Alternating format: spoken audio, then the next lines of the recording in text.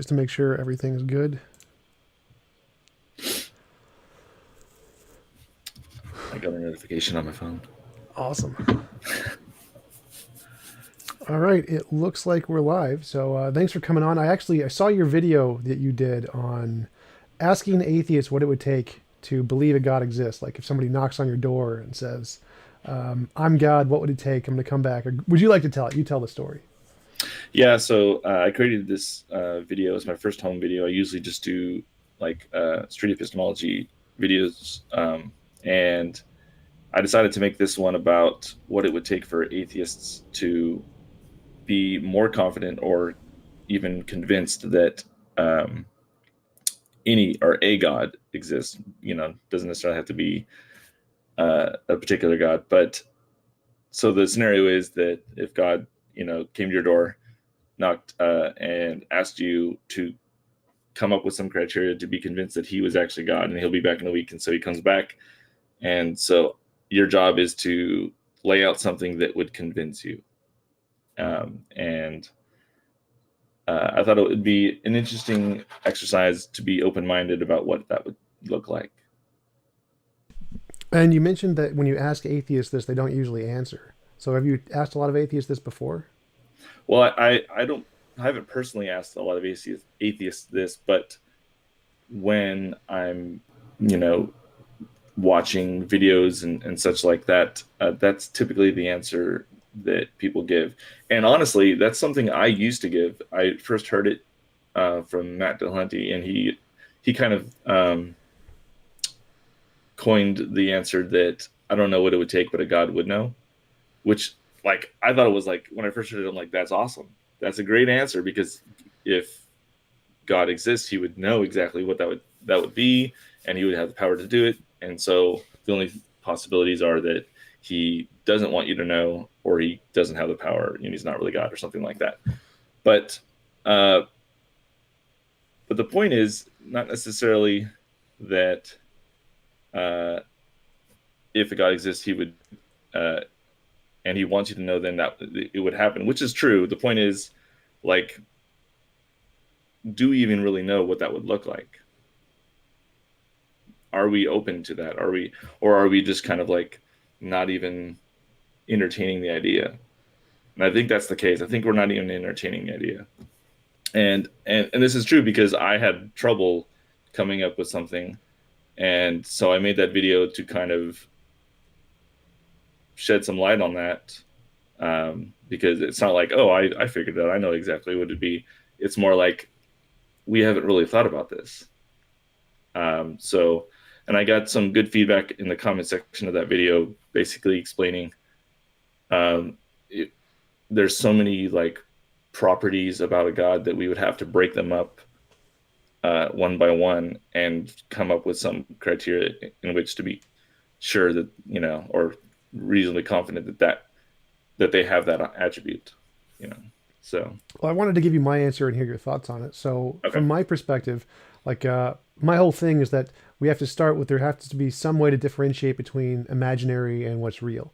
And the best way to do that is testable predictions. So if you say, I believe there's a God, and if there's a God named Yahweh or whatever, and I pray to Yahweh and a gold brick appears in front of me every single time I pray to Yahweh, I would consider that good evidence that this Yahweh thing exists. So in that sense, just making novel testable predictions, I think, is a good basis to say that there's something out there that exists. Like if we could say, I believe in God exists and God's going to raise me from the dead in 3 days, and then you actually raise from the dead in 3 days, that's pretty good evidence. But there's a problem with this evidence, is that it doesn't show that there's nothing greater. So like if you said God was the most powerful thing or the first thing to have ever existed in the universe, and you can use this to make testable predictions like I'm going to rise from the dead in 3 days, well, that wouldn't show it was not itself created by some greater God. So I'm happy to use testable predictions to show a lot of the properties of God. Like all the things in the Bible pretty much can be granted, like 90% of it, just based off novel testable predictions. If you can show Jesus rose from the dead, if you can go back in history and show archaeological evidence, then most of that stuff can be confirmed and would convince me that there is a being named Yahweh that does exist. But if you're claiming that Yahweh is the greatest possible being, or the most powerful, omnipotent, omnibenevolent, omniscient being that there's nothing greater than, that part I don't think can even be supported by evidence. Like, because if you think there's an all-powerful being of which there is nothing more powerful, no matter how many universes like it creates in front of me, I can just watch it create universes. That doesn't mean that there's going to be no limit to that at some point. Like it's not going to compel me that, well, okay, this is a limitless being that has all power and there's nothing greater than that. There could always just be a greater being out there that I just don't know about. So when someone claims to have the ultimate answer that there's nothing greater than or there's nothing outside of, that part I don't think that can be supported by evidence. I don't think any evidence could ever support that kind of a claim. So go ahead. Would it be fair to say that you're not saying this being couldn't exist, you're just saying we could never really know? Right, exactly. So if someone's claiming there's this all-powerful thing, like, I mean, okay, well, how do you possibly justify that? There could always be something else greater than that. Like, how could you ever, what could possibly be shown to demonstrate this is the greatest possible thing to which there is nothing beyond it? Like, I could imagine no possible evidence that could ever demonstrate that. Like maybe there could be out there an unknown form of evidence that could do that, but as far as I know, there's no way to justify an ultimate belief in that sense. We can only make tentative beliefs about what we can demonstrate, and those are always going to be contingent on something. They're never going to be absolute in that sense. So if there was a situation where God was creating universes in front of you, would you say that you would be convinced, but you could never really know for sure, or you would just not be convinced? Well, I would be convinced there is a really powerful being that can create universes at will, and I'd be like, yes, this is impressive. I am super impressed by this, but I would never go so far to say this is the most powerful thing ever in all existence, because I don't know everything about existence. I mean, I'm willing to grant this being exists. This being can create universes. It's a really cool being, but I'm not going to go so far to say this is the most powerful being to exist anywhere in existence, because we don't know anything about everything. We don't know everything about existence. So I would never go that far. Yeah. I don't think we can justify that claim, but I would be happy to grant it exists. There's a heaven and a hell. There's a Jesus, all that stuff. The only claims I wouldn't be able to grant are those omni claims, that there's nothing outside of this. There's nothing more powerful than this. There's nothing more good than this. Those I couldn't claim, but everything else, totally okay with. Could you just tack on as far as we know? Yeah, we could definitely do that. We could say, well, as far as we know, this is the most powerful being. That's totally fine. Because I think in the same sense, like when we talk about how we know what reality is, and do we really know the world wasn't created 5 minutes ago? Do we really know we're really in the Matrix?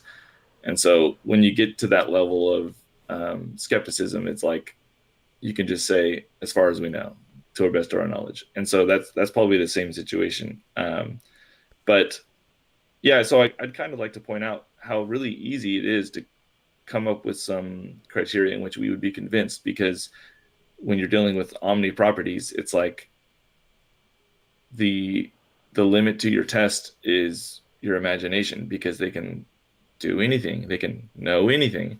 So if you're not able to be convinced that they are capable of doing something, then you're just not thinking, or you're not using your imagination. You're just not wanting to be open-minded about that.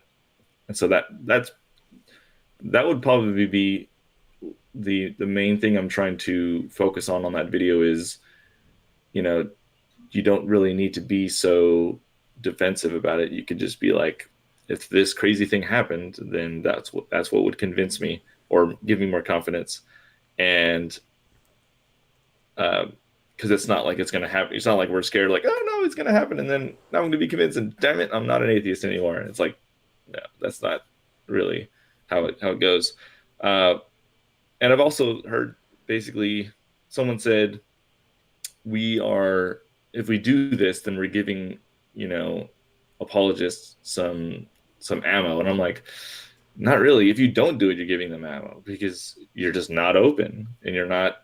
It makes your belief unfalsifiable. Like if you don't have any way to, you just assume it as like a starting point and then have no way to change your belief. Well, then that kind of justifies the apologist position. Well, you're just being closed-minded and not actually open to any other possibilities. And so, yeah, I would agree, that's not a good idea. You shouldn't just close it off like that. I think that we should hold theism to the same standard we hold anything to. If you provide evidence for it, then we should have a reasonable basis to conclude that we should change our belief from one to another if they can provide a sufficient amount of evidence for it. The question is, well, what is that evidence? Like the example you gave of if there's a sufficiently amazing thing that happens, well, that could always just be an unknown natural cause, right? I mean, suppose a miracle happened like right in front of me, like my entire TV just turns to a solid brick of gold. I'm like, oh, that's really cool, but I'm not sure if that would convince me of a God because it's not a testable prediction. Like if some random thing happens, even no matter how amazing it is, that random thing could be caused by anything. Why would we conclude that it was caused by a God? So that's why my criteria is testable predictions. If you say there's a God, I'm going to use that God to make this prediction, and if it happens regularly, I'm like, okay, that's good evidence. I'm happy to grant that. We're good, but I still think that those omni-properties are just, I don't see any way to justify those other than like how you said, as far as we know, this is the most powerful being or something like that. Right. I think that is a great way to justify your belief, like saying, I believe there's this being and it's the most powerful thing I know of, or as far as I know, it's the most powerful. But if you're going to go so far as the theists normally do and say, this is the omni-powerful being that created everything and there's nothing before it, just by definition, like the deductive arguments they present, I think that is just way, way too ambitious, that it's not really a justifiable thing to do in most cases, in any case, pretty much. Yeah, and that's the issue that apologists or believers tend to run into, is because they're making these claims that they can't back up really, um, and part of the reason why we don't come up with reasons that would convince us, or I mean things that would convince us, is because we're used to this relationship where they say this is true, and we go, okay, show us the evidence, and so I feel like atheists should try to be as generous as possible when someone says that this all-powerful God exists. And I'm like, oh, okay, so how do we test that? How do we know that it's not like mostly powerful, or he can create a universe but he can't create two, or how do we do that? And so that in that way it kind of gets them thinking of, oh, I can't just you're not rejecting my claim, you're just saying how do we get there, and it's kind of like a partnership of how we establish this. And so in a sense, if you do this, it will get them off of their post of defending these claims that they have or they've grown up with or something like that. It kind of like, how do I describe it? You have like basically two corners making claims, saying prove it, and it's just back and forth. But if we just go, okay, so how do we go about doing that? And then now it's like not two people on opposite sides, it's just two people with different beliefs going, how do we establish this? Yeah, that works really well, and especially in street epistemology. But when I try that on apologists, they get really upset. They don't like that at all. Like I talked with Greg Kokel in person. He was up here in Minnesota to do a apologetics conference, and he hates it when you just ask him, well, how do you get there? He's like, he wants you to present an alternative like naturalism and say, well, okay, well, how would you explain like the beginning of the universe? And you have to defend naturalism. And if naturalism can't explain it, well, then my explanation is the better explanation. That is so when you, I think you're right that it's better to take the approach that we should just say, okay, how did you justify that belief? And then apologists have the scripted response where they just say, oh, well, if my God was created, well, then that's not the God I was talking about, or something like that. And they give those deductive arguments of, oh, no, my God just is the ultimate creation of everything with no justification, or just those deductive arguments that are supposedly absolute or logical or some sense. But I think most people would agree that, yeah, it's kind of hard to justify that there's an all-powerful being. But yeah, apologists hate it when you do that. They're really angry at street epistemology because it does take that approach. In a way, this is why Anthony Magnamosco has said that the less you know about a subject makes you more effective in using SE, because you really aren't like trying to defend anything. Even if you have this impulse and you're like, oh, I want to take what's called the red meat and try to combat them in whatever they're claiming. Not having any position on what they're saying really helps that process of going, okay, so how do we get there? So if you're talking to an apologist and they go, well, I'm claiming this, what are you claiming? It's like, well, no, I'm just wanting to know how you got there. So I think a good way to think about it would be like, if you're if you're in a, like you're climbing a mountain and there's like a, this canyon where it splits into two paths, and they're saying go to the right, this is the best way to get where we want to go, and you go, well, how do you know that? Where's your map? Da, da, da, da. And they're like, what are you saying? The left? How do you know the left is good on, is the best route? It's like, no, I'm not saying that. I'm saying I don't really want to go deep into this canyon unless I know or have some way to distinguish which is left and right. And so, yeah, I think what you're saying about apologists is right, is that they're stuck in that mode of, you know, battling these issues rather than figuring out how do we get there. Yeah, I think that's a really great analogy to think about it in the way apologists do. Is that so? You're claiming we should go left for these reasons, and well, I don't know if we should go right or not, but I don't know. I don't think those are good reasons. Like that's a good way to think about it. And I also liked, I really like the Anthony Magnabosco thing of the less you know about a topic, the easier it is to talk about it. Because if you present alternatives and you know a lot about the topic and you say, oh no, that's wrong, that puts people on the defensive because they want to support their ideology, and if you're saying it's wrong, it makes it harder to have a conversation. Whereas opposed to say, well, I don't really know anything about the topic, how did you come to that conclusion, please explain it to me. That's a much more elegant way to have a conversation that can lead to a lot more productive progress in the topic rather than just telling them they're wrong right off the bat. So I do, that's a really good insight from Anthony that I'm definitely like writing that down and keeping it. Yeah, I heard that you were maybe planning on doing some SE later. Yeah, for sure. So I'm a part of the local college group, the Campus Atheist Skeptics and Humanists, and Mm. we're gonna set up like a booth to just do talking, asking atheists anything kind of a thing, and I'm gonna do like SC as a part of that. Nice, nice. Yeah, I remember there was this moment I was talking with this guy, and he said something that a lot of apologists do when it comes to the resurrection. He said, okay, either they're lying or they're Delusion. delusion, or He's it the was true. it was Jesus and all this. I'm like, wait, I could have more options. I have more options. What if an alien was involved? What if it was a glitch in the matrix? And I just start throwing out crazy stuff. Uh, and it wasn't because I believed this or anything like that. It was for I was basically showing, okay, here's some crazy ideas that you haven't thought of.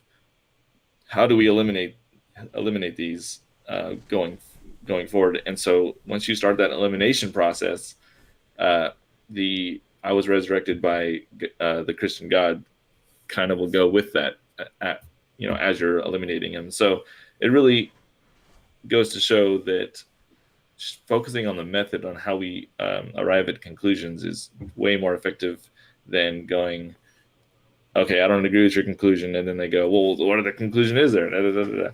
So yeah, I think you are sorry. Go ahead. Well, yeah, the liar, lunatic, or Lord thing.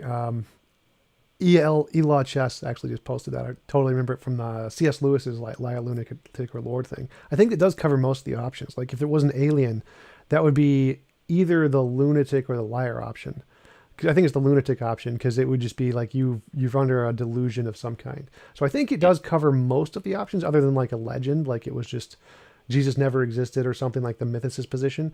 So I think the liar, lunatic, or Lord is a pretty good description of the possible options of what Jesus was. But I would usually go with the lunatic option because if you believe you're a God, you're just kind of deluded in some sense. Though I wouldn't necessarily go as far as calling him a lunatic because you can have beliefs like that that are partially justified in some sense. Like if you believe there's a God, I don't think that would make you a lunatic. I just think it would make you culturally indoctrinated. And I kind of think if you believe you're a God, it's kind of the same kind of a thing because there's lots of people who believe they're gods all throughout society. It just seems to be a natural tick of the human mind to go to that direction in many cases. So I wouldn't call him a lunatic in that case, just deluded a little bit. Yeah. So I think when we are discussing what it would take to, be confident that God exists, our mind naturally goes to like some power that they have. I think what's also interesting is if someone is all knowing, how would we go about like concluding that? And I think it would have a lot to do with you not saying anything and them telling you everything you're thinking and everything that you thought and everything that no one would know but you, sort of thing. Yeah, well, for that was a really hard one because if a being is all knowing, how does it know it's all knowing? Because couldn't there be something it doesn't know? How does it put a bracket around all of reality and say, okay, so I know everything within the context of reality, and there's nothing outside of that? That was the Paradox of Omniscience by Wittgenstein, I think. It's in the introduction to his Tractatus, where he says, how can an all-knowing being know it's all-knowing without knowing something outside of itself? It's because it's really all knowing. exactly. But yeah, Um, that's an interesting one to think about. have you ever played StarCraft? Yes. Okay, so I my got favorite. 1v1 platinum and masters and teams. Wow. Okay, what's your favorite race? Start the Protoss. Mine too. Okay, Void so Rush. so I used to play with my brother, and he loves the Zerg, and I would create an observer, and I would go over and check out his base all the time. I loved observers. Him not knowing what I'm seeing is just a great strategy. And he would always tell me, because like if you watch the screen, there's like little squiggles that you can see if something that's cloaked is going by. So even though it's cloaked, he said he's really good at finding my observers because he knows I always make them. And so he'd always make this claim like, man, I always see your observer. Every time it comes over, I see it. And I just thought to myself, how would you know if you didn't see it? You wouldn't know. Like, Exactly. so as far as you know, you're seeing 20% of the observers that go by, and you think it's 100%. So in the same sense, that's kind of the same concept. You don't know what you don't know. Exactly. So how could a god, even if it was all-knowing, let's say there is an all-knowing being, how does it know it's all-knowing? How does it verify that claim? How does it justify its own belief that it's all-knowing? Yeah, these omni-properties really just are trouble. Exactly. So yeah, that's why your initial question, those claims are so extraordinary to steal from Hume. Extraordinary claims require extraordinary evidence. Or I forget who said that, was Hitchens or Karl Popper or somebody, or Carl Sagan, somebody like that. But those claims of an omni, that there's an absolute fundamental truth that's all powerful or all knowing or all whatever, those are just such extraordinary claims. There's no way to justify them. They're too ridiculous. You can justify things like there's a really powerful being or a really knowing being or a being who created the universe even. Those could be justified with testable predictions or evidence of some kind. But claiming to have an all-powerful being who created everything and there was nothing before it is just such an unreasonable claim that I don't think anyone should ever believe that under any circumstances. You can grant it like how you said of saying this is the most powerful being as far as we know, but to actually believe there is the alpha and the omega like it says in the Bible, I think that's just not something we should ever grant with any kind of grounds of knowledge that humans have. I don't think that's something we should ever accept as a reasonable belief. I think the best response to that, and it's not necessarily a good one, but the one that comes to mind is, well, it's limited by our understanding. And we may not be able to come up with something to demonstrate an all-powerful being exists, but that's because we lack the imagination or we lack the ability to do that. And it kind of just sweeps the rug underneath you, because if we're not able to, then we can't tell either way. And so it basically just puts us back at being humble of our position of human beings, where we just can't do these things. So we shouldn't believe it. But it does. I think that answer kind of like it just shows that the possibility is out there. Like, I don't know. You know what I mean? Oh Like, yeah, absolutely. I wouldn't say that because we have no way to verify it, therefore it can't exist. I wouldn't go that far. But I yeah, would say that because we have no way to verify it, that it's not really reasonable to believe it's justified. Like you can't say, I believe there's an all-powerful being and it's a reasonable belief, because for it to be reasonable, there has to be some reason behind the belief that justifies it. There has to be some kind of an evidence to say, yes, this is the all-powerful being and there is nothing before it. But yeah, how could you possibly ever demonstrate that? I don't think that's a thing that human knowledge allows us to do. So I don't think it can ever be a justified belief. I think you can believe it on faith. Like if you want to just say, okay, I believe that there's an all-powerful being who created everything and there's nothing before it, and it's just purely based on faith. I can be like, okay, that's a cool belief. I can grant that. I just don't see any reason to justify it, and that's perfectly fine. Like that was my conversation with Pete Inns. He kind of takes that position that there's not, the apologetics arguments don't really work. He believes based off of faith and accepting scripture, and I'm totally okay with that. I think that's a reasonable belief. If you just accept it, doesn't have any supporting evidence, it's just a belief that you have not based off evidence, well, that's totally fine. There's no inconsistency there. So like, I can believe I am the smartest person in the universe, even if it's not based off any evidence. As long as I don't claim it's based off evidence, it's totally fine to believe that. But as soon as you start claiming, I believe this all-powerful being, and here are the reasons that justify that, I think you've gone way too far. Yeah. There's this video that I watched like a couple years ago that kind of came to mind. I don't know if you ever saw this sort of claim, but there was like this young preacher, and he was basically explaining how out of all the things to know in the universe, what's the percentage you think that you know? And someone might go, wow, it's like probably really strong, really small, like 2%. And then it's like, okay, well, God knows all of it, so it's like way bigger than yours. So basically trying to humble you and say, you don't really know anything, so try not to take your reasoning abilities too seriously. But the problem I always found in something like that is going, well, how did I come up with my percentage? How do I know how much is out there? How can I how can I say I have like 2% of all of knowledge if I don't know the total? Like, if there's a pizza and it's like, well, how big do you think your slice is? I don't know. Like, I don't know the size of the pizza. And so there's that same problem of like, we're limited and we don't know the total. How could we ever say how big our slice is? Have you ever heard anything like that? Yeah, absolutely. That's one of my favorite quotes is from Thomas Edison, who says, we only know 1/1,000,000% of anything. So I really love that. And the claim that apologists make that there's an all-powerful being, I mean, like, how could you possibly know there's an all-powerful being without actually yourself knowing everything? Like, if I grant I only know 1/1,000,000% of anything, and you're going to claim that there's an all-powerful being who knows everything, well, how could you possibly know that without yourself knowing everything? Like, it's so you and your whatever 2% or 1/1,000,000% knowledge claim to have knowledge of this all-powerful being who knows everything. That seems like a contradiction in terms, kind of, to say that with your limited knowledge you have knowledge of this absolute. It seems like a direct contradiction to say those two things. To go back to the StarCraft example, there are things that we know we don't know. So, like, for example, when you start off a StarCraft game, you know this is the map.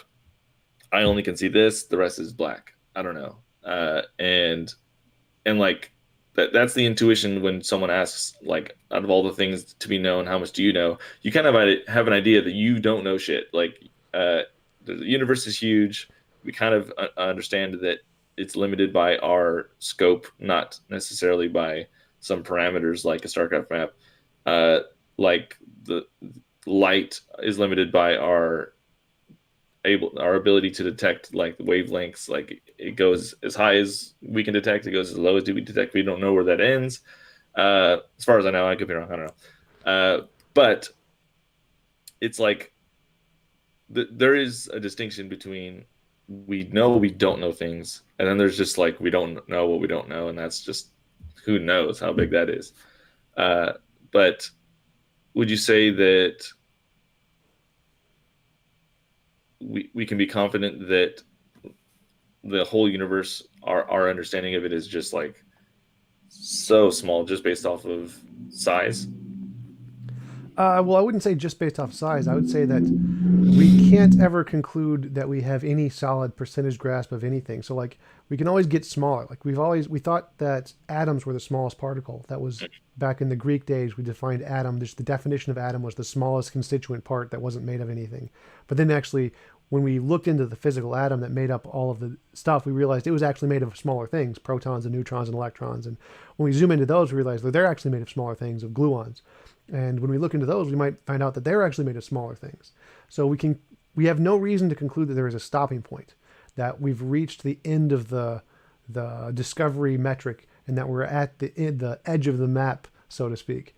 So as far as, I don't think we have any reason to conclude that we have any grasp on that we have some percentage that we know of the reality. I think we should only conclude that it can go on infinitely until we find, like, a way to determine there is a stopping point.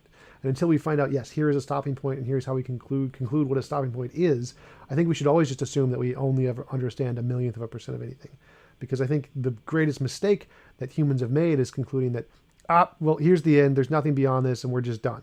I don't think that's something we could ever justifiably conclude in human knowledge, especially in like science. It's just, Yeah. If we were to look at the universe and we found this like huge wall, and we're like, we found the edge of the universe, and look on the other side, there's the edge there, and we go up and down, there's edges.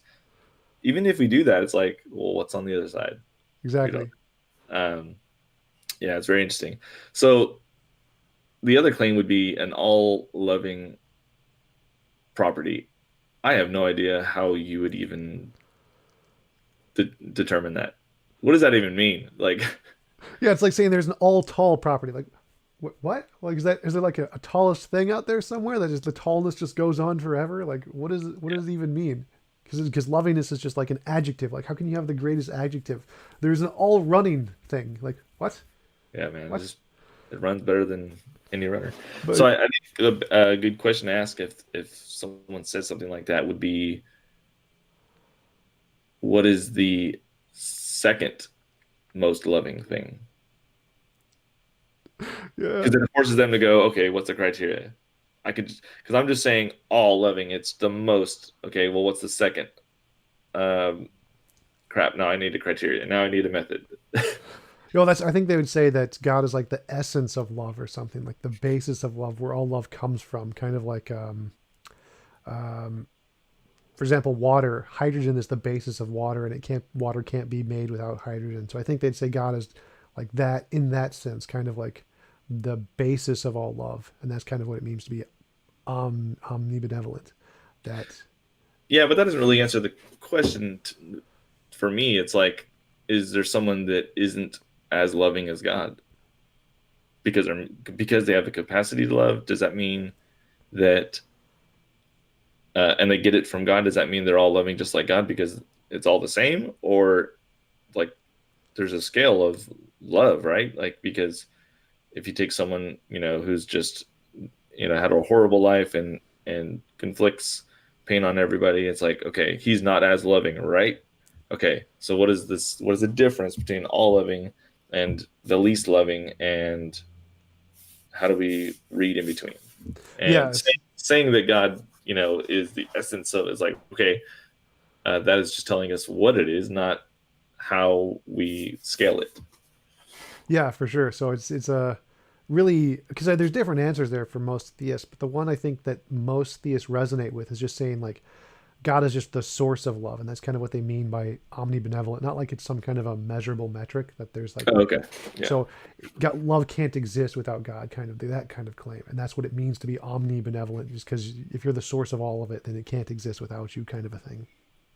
Then I guess I am omni me, because without me, I can't exist. Exactly, exactly. Whatever that means. Let's see. Okay, so we talked about all loving, talked about all powerful, all knowing.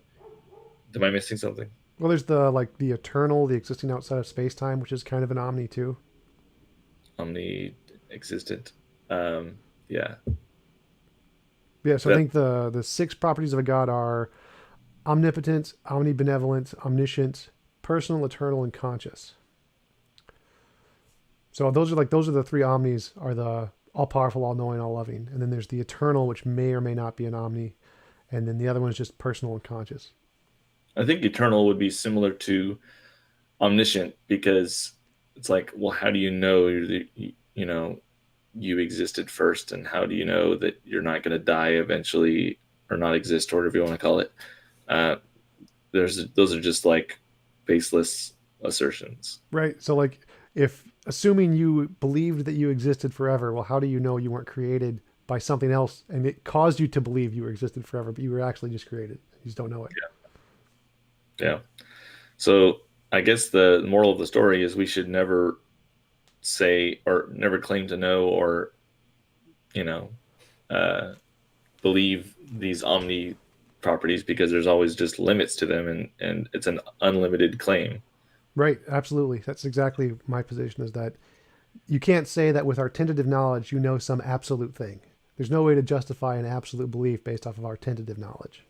Yeah. Cool. Now there's like lesser gods. Those are a lot easier. Like what it would take for me to believe Thor exists. I mean, I've watched Avengers. I have plenty of ideas. Like, okay, I see this, and he has a hammer. Okay, we just got beamed up, and now we're at what is it called? Oh man, I'm blanking. The Asgard or the Asgard, yeah. Like if I was at Asgard, I'm like, hey, I know that guy. Like this is just like the movies. Like, or I mean, it could be different, but uh, yeah, so and most of the claims in the Bible are the same kind of a thing. Like if there's a heaven and a hell, if I die and go to heaven or die and go to hell, I can grant heaven and hell in the same way that you could grant Thor by going to Asgard. So like most of the stuff in the Bible you could just grant in the same kind of a sense.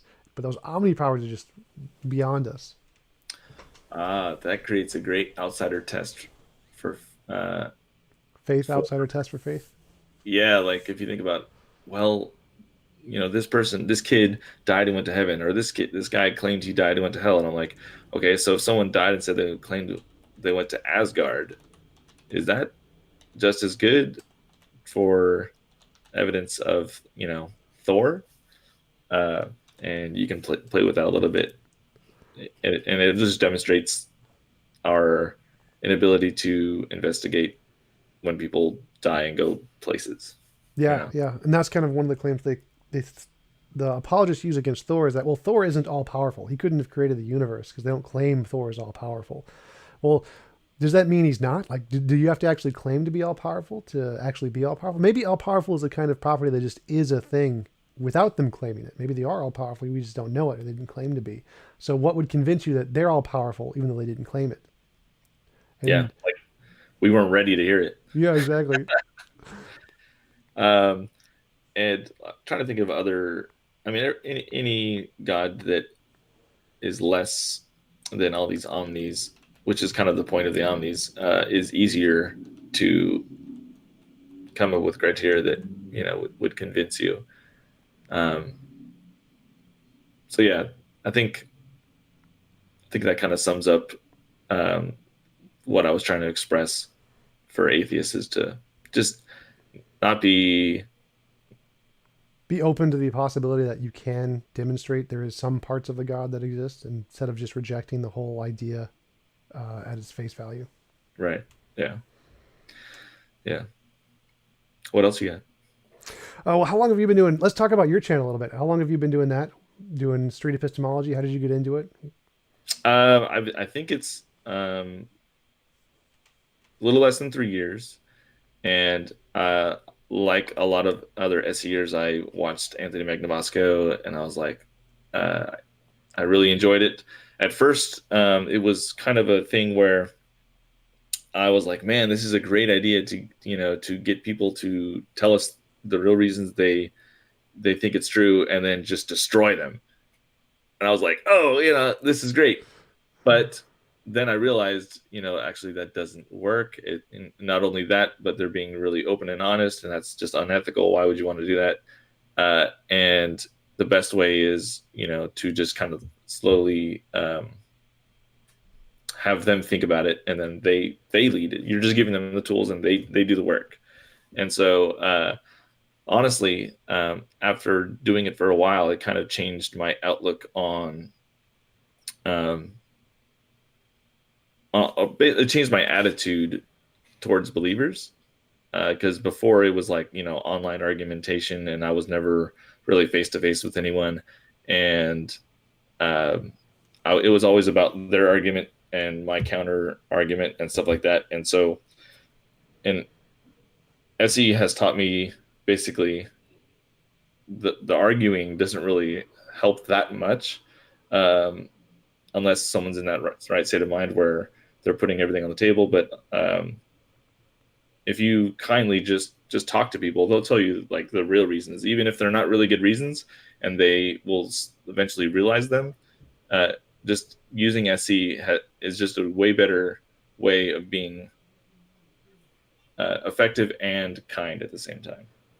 So you So, said it's changed your view of apologists and how you talk to them.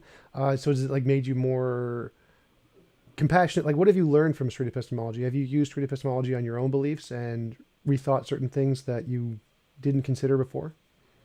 um, Well, I wouldn't say it changed my view on apologists, just believers. Apologists, Yeah, that was my mistake. I usually kind of use the term to mean the same thing. yeah. So your general believer, you just don't want to go to anti. You're in apologist mode. Sometimes with being an atheist, and you don't want to do that to just your regular believer. Um, but as far as like things that I've essayed on my own beliefs, I think that last video was kind of born from that, because like I would ask all the time, what would it take for you to be less confident, and they're just unable to come up with something, and that not able to come up with something would lead me to say, if you're not able to figure out what it would take, is it possible that, or I'm sorry, if you're not able to identify what it would look like for you to be wrong, is it possible you are just wrong and you have no idea how to identify that? So, for example, this one guy I was talking to was saying, everything is clearly designed. Look around. It's clear. It's designed. I'm like, okay, what does undesigned look like? Can you think of one thing that's undesigned? And he's like, well, no, everything is designed. And I'm like, okay, but what would it look like if it was undesigned? And he just couldn't come up with anything. And so I usually ask, is it possible that something is undesigned and you just have no idea how to identify it? Like, if undesigned was right in your face, you would have no idea, correct? And he was just like, got a little stuck. So Yeah, I love that. Actually, the way I like to phrase it is, if there's a designed object and a non-designed object right in front of you, how do you tell the difference between the two? right. And the usual response is, um, well, there isn't any undesigned. It's like, well, you're not really entertaining the hypothetical, because you're just showing you don't have a way to tell. Right. So that means, but if everything is designed and you have no way to tell the difference between designed and undesigned, everything around you could be undesigned and you wouldn't be able to tell the difference, right? Yeah, you have no idea. Um, and so let's see what else is going on my channel. So I've been doing it, for a little less than 3 years. I have recently tried to create like a game where it's like, okay, you get certain points for identifying the real reason why you believe something. You get certain points for being able to test it. You get certain amount of points for all these other things that help you gain more confidence. And so basically the idea is, you give me your confidence level. We go through this game of like, that I lay out beforehand and tell them, okay, it would take this and that. And then later on, we'll compare what you can actually get to versus what you told me. Does that make sense? Yeah, sort of. Do you have like the game actually like finished yet? No, it was just an idea that I thought of, but I decided not to really use it, because it wouldn't really help someone reflect. It would basically just cause them to be more defensive, because they realize they can't get to where they need to go. Does that make sense? Yeah, So I think it would be like they would have to already know the rules of the game and accept that they are reflective of reality or justifiable. Like, um, I use this example in historiography, is that when you talk about what makes a belief about what happened in history justifiable, and you're talking about all these different criteria that historians use to justify, was this actually written and true, most people don't know any of that stuff. They don't accept all those different methodologies that the historians use because they're way too academic and pedantic. So using those kinds of things to try and convince someone that a part of the Bible was added in later or something isn't going to work, because they don't accept that methodology beforehand as something that guides their beliefs. So in your game example, it kind of be the same kind of a thing, is that unless they already accept all of the rules of the game are what measure a justifiable belief, they probably wouldn't accept it as a justifiable metric to conclude that their belief was not founded on good reasons or something like that. So I think that it could be a good system, but it would only cause them to reflect if they already accepted all of the rules of the game as what they thought were good ideas or good bases to justify their belief. true, yeah, and that's a lot of the time when SE has these things where we have these like thought exercises to basically try to illustrate a point that's not directly talking about the sensitive belief that we're talking about. And a lot of times, those thought exercises aren't really necessary because it just depends on the person. So like when we started coming up with these examples of helping people think through certain ideas, um, we would all lay them out in the beginning. We thought it was a great idea to lay them out at the beginning, and so they like are on the same page and they understand is and then when we get to their belief and they realize the mistake they're making based off of that thought exercise, it would be like a wonderful example. But usually what happens in interviews is like, okay, like we did 5 thought exercises and only one applies, and it's like way later and they've already forgotten. And so it's like, why even, go about it? So I guess that's probably, maybe I should talk about the thought exercises and what they illustrate. Sure. So one thought exercise is the Ferrari example, or Ferrari thought exercise, and the idea is you ask someone what it would take for them to believe that you own a Ferrari, and they would give you some percentage from like 0 to 100. Like say, I'm about like 40%. I'm not really convinced that you have a Ferrari, and then you would slowly ask them what it would take. So like if I pulled my keychain out and it had a Ferrari symbol on it, would that convince you? And they're like, okay, it would give me a little more confidence. Okay, so if I showed you in the parking lot, would it increase your confidence? And they might add that it would.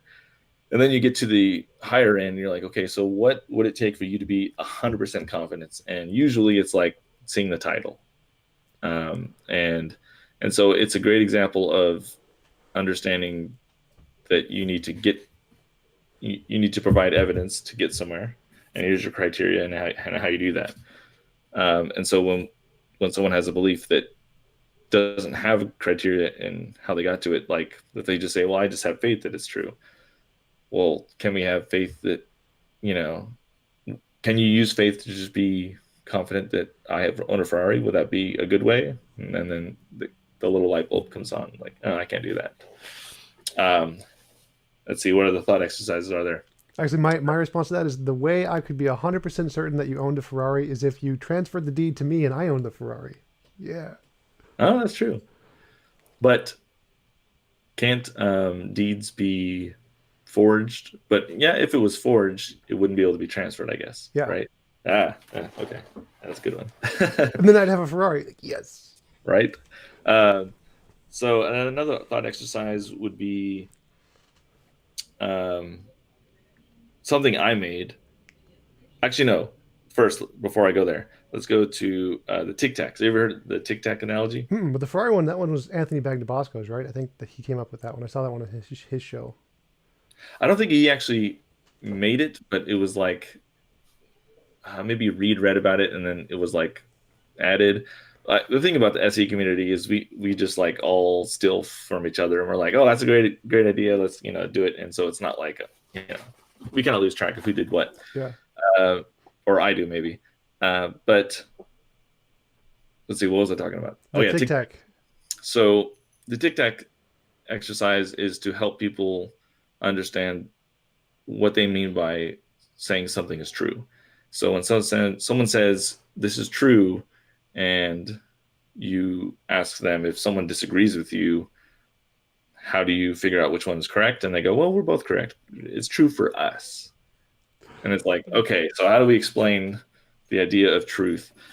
So a good way to do that is get some Tic Tacs and ask them if the amount of Tic Tacs in there is even or odd. What do we know? It's like, okay, no, we don't know. So if would you say that it has to be even or odd and it can't be anything else? And they would agree. Generally, they agree. I have some people that are like, oh, well, It's like a half a Tic Tac in there somewhere. Yeah. So once we establish that it has to be one or the other. It can't be both. Then you say, if I say it's even and you say it's odd, and we pop it open, count it, and determine that it's actually odd, would you say that you're correct and I'm mistaken? And they go, oh, yeah, yes, I'm correct and you're mistaken. Okay. So is this belief that you're claiming, is it something that is when you say it's true, are you saying that like it could be both true and not true, or what are you saying? And so that also helps. Yeah, I've had some really interesting conversations where people actually try to take the relativist route and say, "Oh no, no, it's still just true for you," and just hearing them try to explain how that's the case is just absolutely hilarious. Yeah, usually they're trying to redefine truth, and um, instead of using words, it's best to just go with what do you mean by that, you know? Yep. And then from there, it kind of gotten transformed to a coin toss. So if you flip a coin, put it on your hand, you don't know what it is, I don't know what it is, um, and could it be heads and tails at the same time? No. Okay. And the idea is that neither of us know, so wouldn't the best position be that I don't know is the correct answer instead of just having to choose one? That's a good exercise as well. And you mentioned that one that you came up with. Oh yeah. So before I talk about it, there's a question that we ask in street epistemology, and it's the idea behind this question is for us to really understand what it is that's giving you confidence that this is true. So if someone gives us a reason, how do we know that it's, or how do both of us know that that's actually what's giving you confidence? So, for example, someone will say, I believe that God exists because, um, everything seems so, finely tuned. And then the question you would ask is, if you discovered later on that things weren't so finely tuned, or how we came to know that everything is fine tuned is flawed. If this wasn't the case, would you be less confident that a God exists? If their answer is yes, that's contributing to their confidence. If their answer is no, it's really not. That's not the reason. It's just something that they've heard and they think it's a good idea, but it doesn't really sway them either way.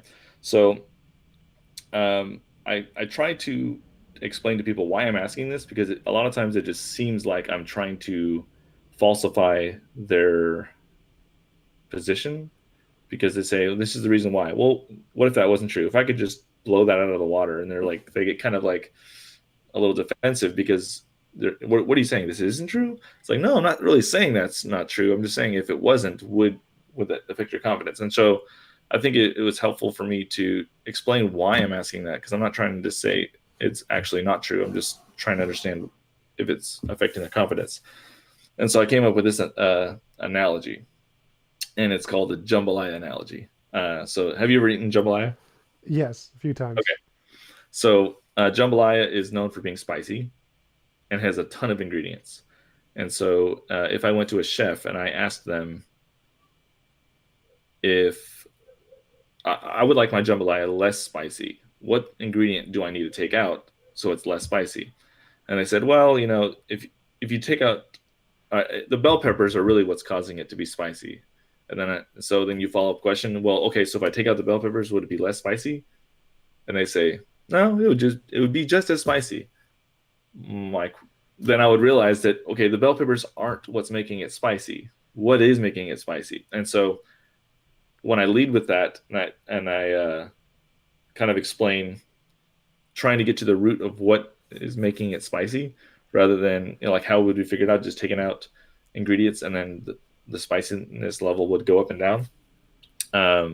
They kind of understand that I'm not saying that bell peppers don't go on jambalaya. I'm just asking how is it affecting the spiciness level, and so in the example of their belief, what is contributing to their confidence? I want to figure it out. Or another way of thinking about it is they have a pillar that's holding up their belief, or many pillars. I want to identify which one's the main pillar, which one is actually going to make it fall, and which one's not really going to affect it at all.